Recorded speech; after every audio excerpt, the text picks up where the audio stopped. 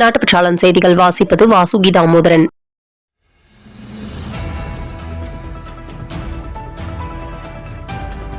கோவையில் நாளொன்றுக்கு 1250 டன் சேகரமாகும் குப்பைகளை கோவை வெள்ளலூர் குப்பை கிடங்கில் கொட்டப்படுகிறது. அந்த குப்பைகள் மழைக்காலங்களிலும் வெயில் காலங்களிலும் திறந்த வெளியில் குப்பைகள் இருப்பதால் காற்று மாசடைந்து 5 கிலோமீட்டர் சுற்றளவிற்கு துர்நாற்றம் வீசுகிறது. அதனால் அப்பகுதியில் உள்ள மக்கள் பல தொற்று நோய்க்கும் சுவாச பிரச்சினைக்கும் ஆளாகிறார்கள். மேலும் அங்கு வாழ முடியாத சூழல் ஏற்பட்டுள்ளதாக அப்பகுதி மக்கள் தமிழக அரசின் கவனத்தை ஈர்க்க வெள்ளலூர் குப்பை கிடங்கு எதிர்ப்பு குழு கூட்டமைப்பு சார்பில் இம்மாதம் 6ஆம் தேதி கவன ஈர்ப்பு ஆர்ப்பாட்டம் நடத்தப்படும் என அறிவித்துள்ளனர்.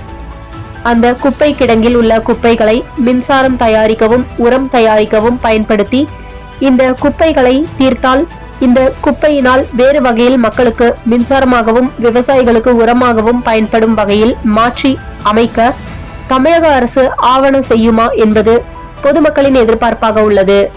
நம் அண்டை நாடான மியான்மரில் ஏற்பட்ட நிலநடுக்கத்தால் 2000 பேர் பலியாகினர். 3000க்கும் மேற்பட்டோர் காணவில்லை. வீடுகள் இடிந்து விழுந்து ரோடுகளில் வெடிப்பு ஏற்பட்டது.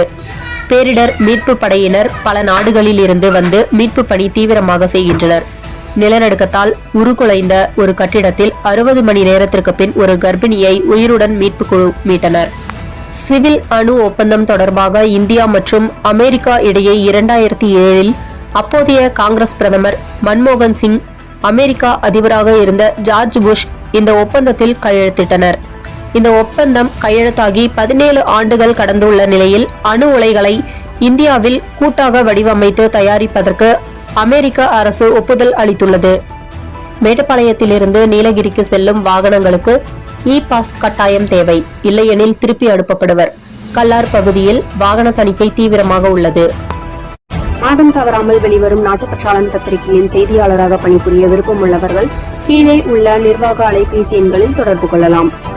7947789115 மற்றொரு எண் 9944341033. நாட்டுப்பற்றாளன் யூடியூப் சேனலில் விளம்பரம் செய்து பயன்பெறுங்கள்.